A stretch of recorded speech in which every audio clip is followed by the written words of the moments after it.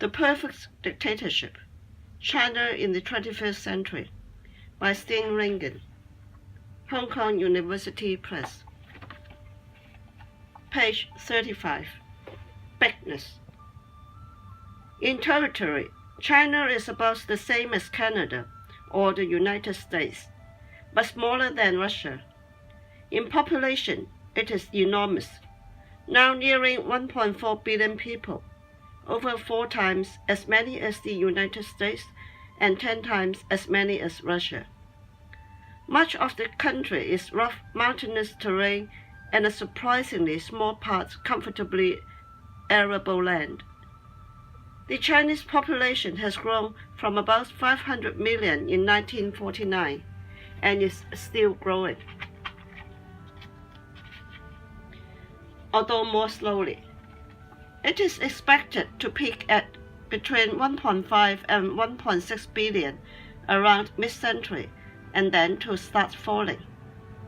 By that time, China will probably have been overtaken by India as the world's most populous country.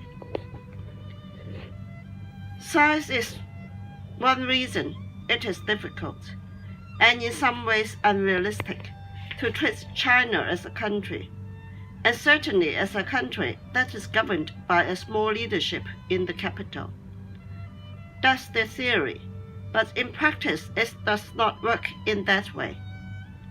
The leaders in Beijing may well decide on this or that policy, but there is no way they can be in anything like full control of how their policies are implemented through the country. There are about 40,000 towns, townships, and similar urban units, some as large as small European country, and about 700,000 villages and similar units. The leaders in Beijing are not in control and know that there are serious limitations in their ability to impose their will on the country. Public policy is nowhere near as orderly as one might think in a dictatorship, and the implementation of centrally decided policies is all over the place, sometimes in obedience, more or less, but often also in disobedience, distortion, subversion, or inaction. China, then, is not Beijing. The governing of China is not what is done in Beijing. The rule for the students of Chinese conditions must be to keep the country's size in mind, get beyond Beijing, under the surface, and down to observing governance as much locally as centrally. Here are some random numbers to help us grasp the size factor, which is pretty difficult, at least for someone like me, whose outlook is often from a country of 5 million people. 1. 1.4 billion people approaching. 2. The largest province, Guangdong, has a population of nearly 105 million. 5 provinces have populations of more than 80 million people, each larger than the largest European country. The largest city, Shanghai, has 24 million people. 3. China is urbanizing rapidly with a huge shift of population from countryside to towns and cities, but the rural population is still upwards of 600 million strong. 4. Economic growth has lifted millions of people out of poverty, but there are still 250 million or more left behind in dire destitution. That is 50 times as many as the Norwegian population. 5. There are 114 million people suffering from diabetes in 2012, a number that in 5 years had increased by the size of the Australian population. 6. An important driver of economic growth in the reform period was the emergence of township and village enterprises, TVEs. Those businesses eventually created more than 100 million jobs. 7. A small minority component of private education as up to 40 million pupils and students in 130,000 institutions, from preschool to tertiary education, not including non-accredited schools for migrant children. 8. A third of the world's smokers are Chinese. 9. Year on year, about 1.4 million people sit the National Civil Service entry examinations, not including provincial and local similar exams. 10. When the National Bureau of Statistics in January 2013 reported on a demographic turning point in that the size of the working-age population had slightly decreased, that slight decrease still amounted to 3.45 million persons. 11. Come New Year, the Chinese want to go home to celebrate. In 2014, this migration was carried by an estimated 3.6 billion Chinese during a period of about a month, up by 200 million from the year before. Science dazzles. The rest of the world is ultra-aware of China's economic power and stands in awe of its development. But that development is not all it is sometimes made out to be. In the UN Human Development Index 2014, China ranks 91 of 187 countries. It ranks lower in human development than should have been expected by its level of economic development. While the country has roared upwards on the GDP scale, it has remained stagnant in the middle of the human development scale, with little or no improvement relative to the rest of the world. This is a constellation to stop and reflect on. Here is the basic truth about the Chinese model in all its glory, economically, politically, and administratively. It is effective but not efficient. There has been growth, but only thanks to massive debt and excessive investment. There has been governance, but only thanks to massive and extractive bureaucracy. The machine delivers, but is exceedingly expensive to run. It gets results, but only with monumental inputs that do not translate efficiently into outcomes. Much of the paraphernalia that leave the occasional visitor gaping, the highways, bridges, skyscrapers, high-speed trains, airports, is developed too quickly and to poor standards, and starts to crumble the moment it is finished. In Guangzhou, the city, in the kind of development that is possible only in a command economy, has in the course of a few years created a mega university complex on an island in the Pearl River by clearing away the peasantry that used to cultivate its land and having 10 universities built new campuses one next to the other. If you drive through, you see a landscape of shiny and impressive architecture, but inside, buildings only a few years old are already worn and crumbling. The regime has thrown money into GDP growth, but not generally obtained commensurate results. Standards of living have been rising, but at less than the pace of economic growth. More people have been lifted out of poverty in China than in any other country, but the lifting per capita is less than in neighboring East Asian countries. Nearly half of the population remains rural, far removed from life in the modern cities, much of it living off backwards in agriculture and in developing country conditions. The modern economy is geared to copying what others have invented or to doing the assembly work on foreign designs, but has so far developed less in innovation capacity and does not have a single world-class brand to its name.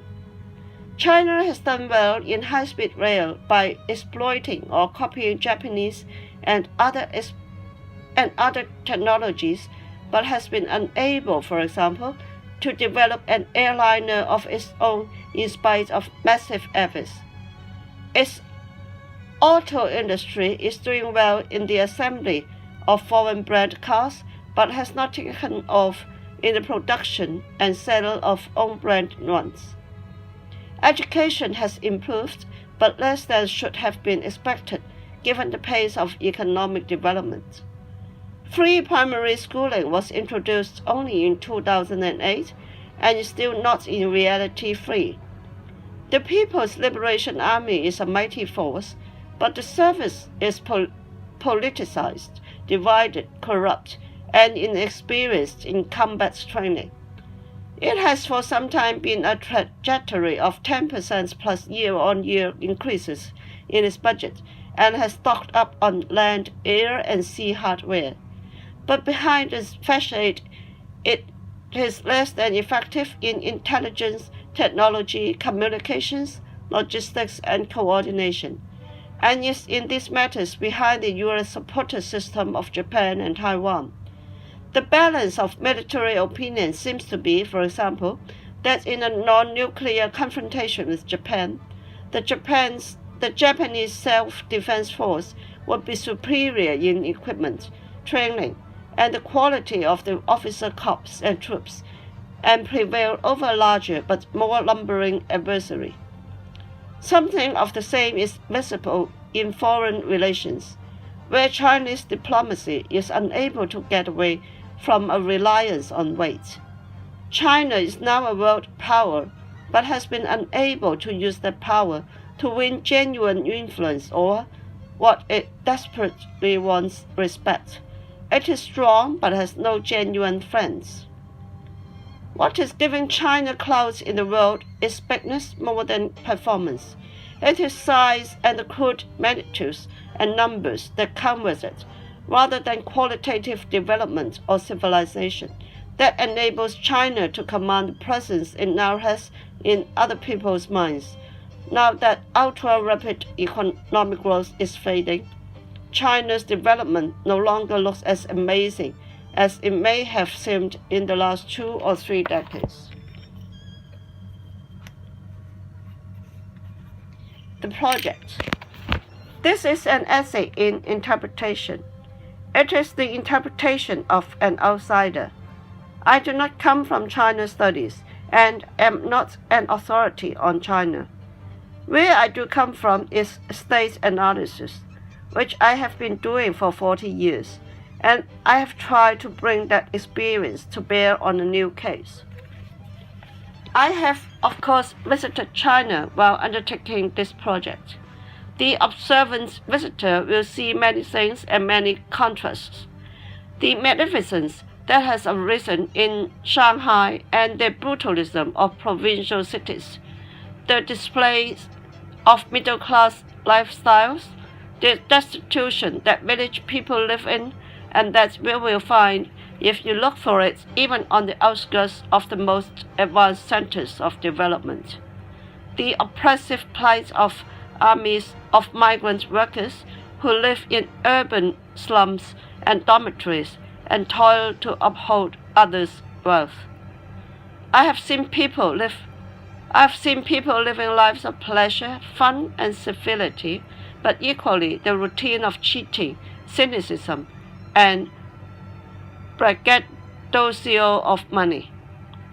I have conferred and collaborated with Chinese colleagues and officials and benefited from their insights and guidance.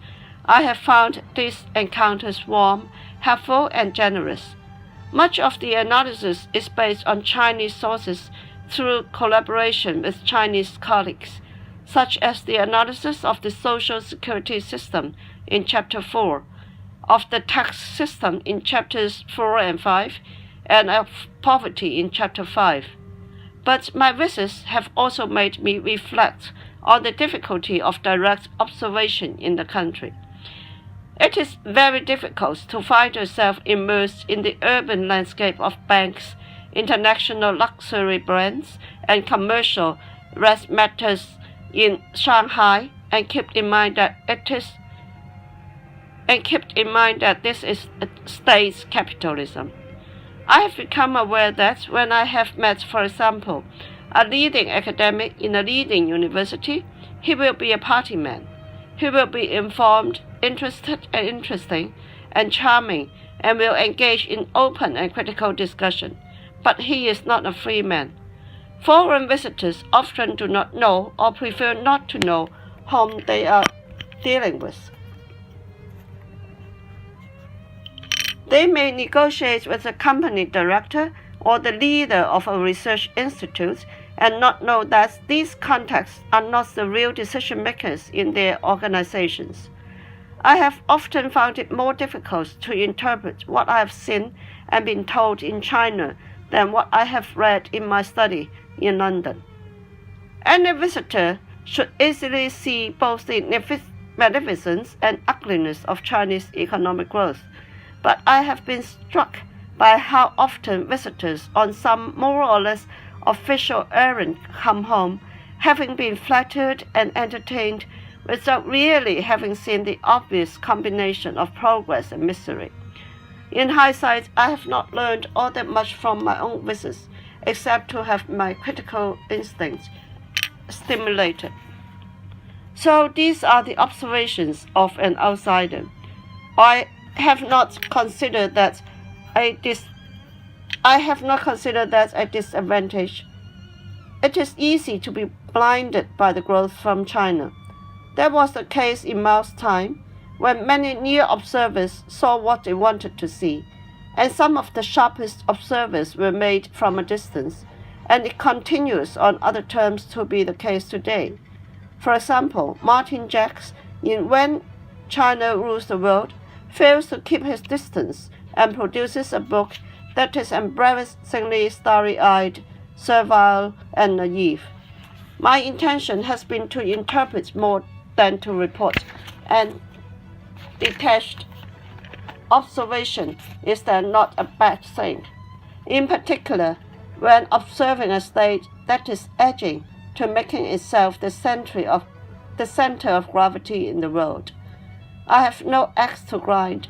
I am not inspired in one way or other by any specific hope for China, except for the hope I have for people everywhere that they be able to live well and in freedom. I have no allegiance to China studies or to any theoretical or ideological direction within that broad church.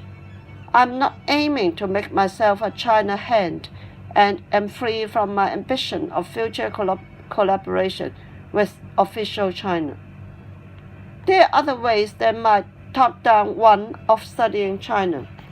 We could start from the other end, from below, to see how Chinese people react and adapt to what comes down upon them from up high.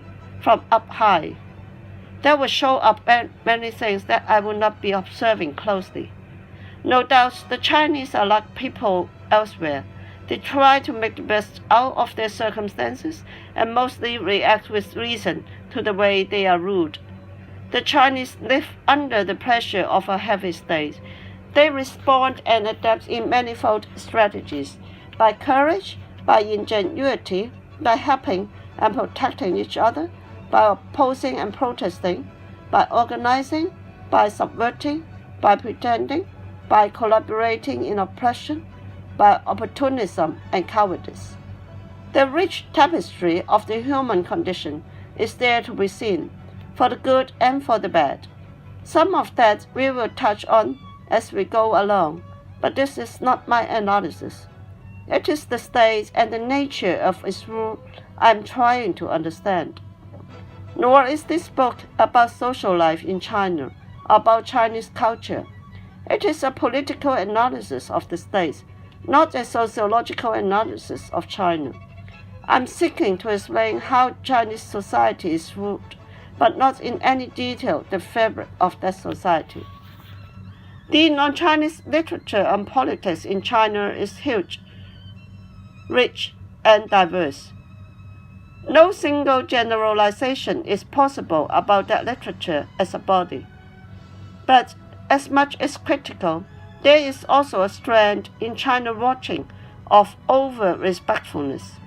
Within that strand, The detached critical eye, that is the hallmark of scholarly observation, is, if not blinded, to some degree relaxed. There are two mechanisms at play. One is from an ancient Western fascination with China. Many people are enraptured by Chinese history and civilization, by its early and continuing greatness, and by its mystique. China has had and continues to have an uncanny ability to attract the attention of others and to get those others in their minds to add admiration to attention. This adds up to a bit of a love affair, sometimes love and sometimes love-hate.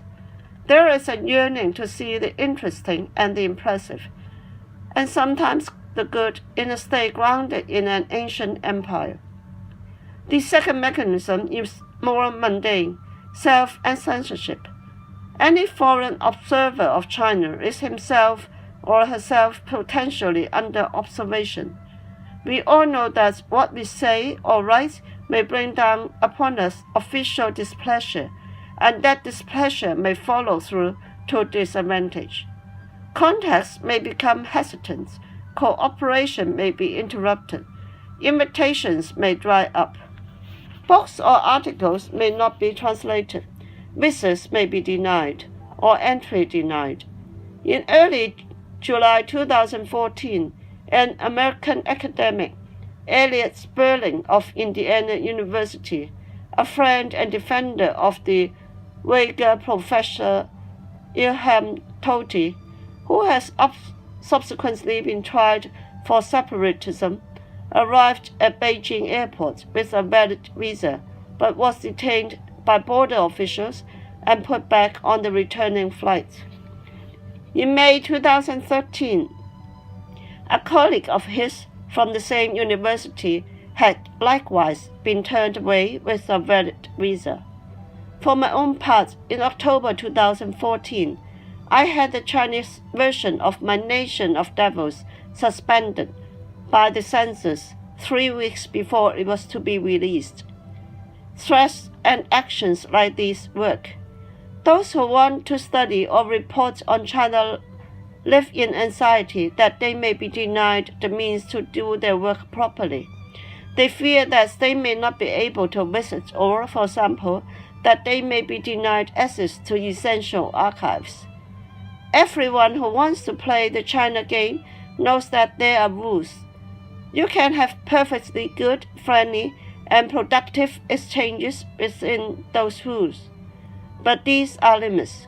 Reporters and researchers at their computers ask themselves if this or that observation is opportune. Says one well-known American China scholar with unusual frankness, I write about China and do not want to become person non grata. My angle for making sense of the states I have been observing is to look to the meeting ground of states and people. As a social analyst, I am, in the technical language, a methodological individualist. For me, what a state is the way it manifests itself in the lives of its people as individuals and families. That angle matters. If you look to a state without following through to how it meets the people, you will not know it. In a big state, you might see the forest, but not the trees, the masses, but not the people. In a dictatorial state, you may see too much of might and not enough of ugliness. Henry Kissinger, for example, On China, falls into this trap. His book is learned and informative, but is still in the end biased in favor of the state itself and to the neglect of the people who live under its rule, and surprisingly romantic from someone who prides himself on being a realist. The way to think about China, he argues, is as a civilization. No other country can claim so to think about China, he argues.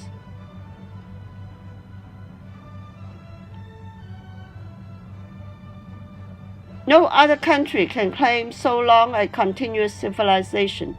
or such an intimate link to its ancient past.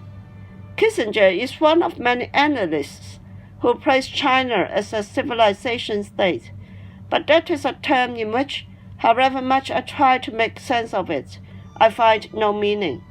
It sounds good, but in my ears too good for a state that, now and in the past, when pushed, has cared much of itself and little for the people who stand in its way. Not my idea of civilized rule. And anyway, the long continuity is a fairy tale. China's history has been a series of fluctuations between progress and decline, and with long periods of subjugation and non-Chinese rule. There is no shortage of information to draw on. The problem has rather been its abundance. This includes ever more material from China itself, such as policy documents, law texts, official statistics, and scholarly work, much of it easily available in English. It includes research and analysis from the big international agencies of development and cooperation. It includes an avalanche of academic work from universities and think tanks around the world. I have made much use of journalistic material. The New York Times, the Financial Times, the Economist, and the South China Morning Post, all outstanding in their China coverage, have been important sources. I have equally used, more than in any previous project, Internet sources, and in the process been able to appreciate fully the magic of this technology as a research tool, and have been able to draw on their competence and insights. As I have moved from topic to topic, I have trawled the web for reports, research, statistics, and opinions. There is now nothing you cannot find at least something about. This way of working obviously requires an alert eye on what to trust and what to discard. I have been cautious in using the information that has flowed past me. I have usually not trusted any single source, but have been looking for consistent patterns. But it is those patterns, as I have seen them, that I will tell you about. I list works I have drawn on at the back of the book, but that represents only one kind of information from a broader range.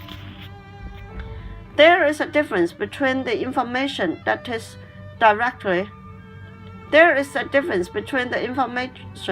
filtered and delayed through scholarly publication, and that which flows more directly from journalistic observation and the anarchy of the Internet.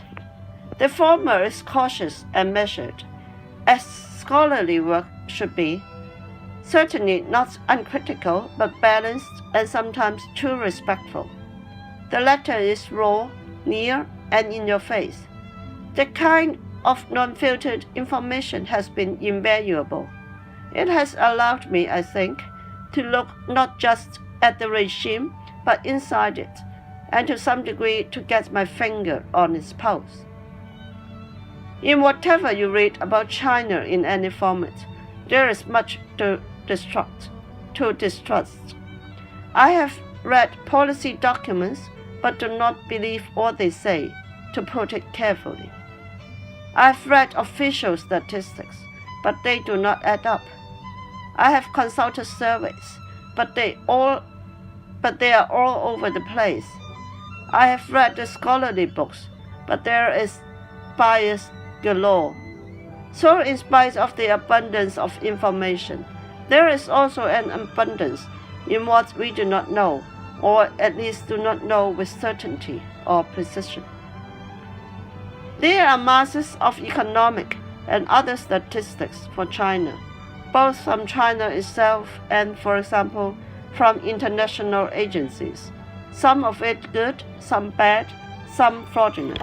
Statistically minded person and do not like it, but have for the most part stayed at arm's length of statistical data, and certainly official statistics, and put back to a level of precision. One, some, many. I do use statistics unavoidably, but generally, in the cautionary language of about or more or less on year 2 or towards and the like. We do not know, as we have already seen, how big the Chinese economy is, how fast it is growing, or for example, how big the labor force is. Many urban workers are rural migrants, but we do not know how many. Educated guesses are anything between 200 and 300 million, sometimes more.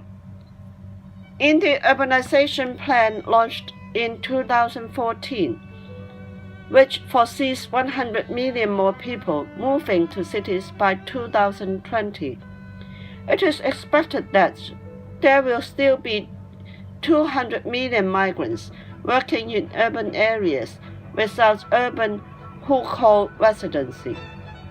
That means that migrant workers will continue to make up as much as 25 to 30% of the workforce, even if current reform plans are carried through. It is worth reflecting on that number. The regime drives its economy forward by policies that relegate 1 in 3 or 4 workers to exploitation and humiliation. In China, migrants are not even foreigners who are tolerated, but nationals who are deliberately, formally, by policy, relegated to second class. Nor do we know what the effect has been, if any, of the one-child policy on population growth. Birth rates were falling rapidly before this draconian policy was introduced in 1979. In fact, more rapidly before 1979 than after, and would have continued to fall without it. China was already then past the demography of population growth being driven by birth numbers.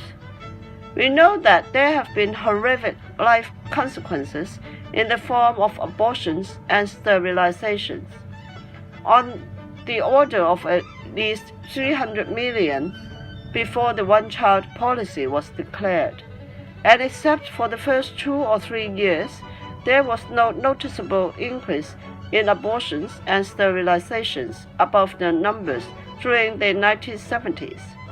Since people would most likely have lived differently without the structures of dictatorial control. We do not know if there has been any purpose to all that suffering.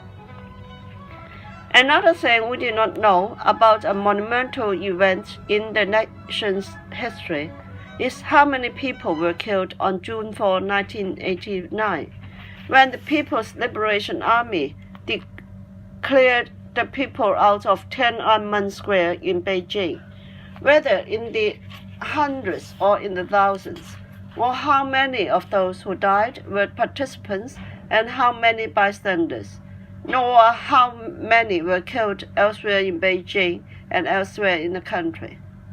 There is much we do not know, and much of false information and propaganda swirling around. The observer's guide must be skepticism, always skepticism.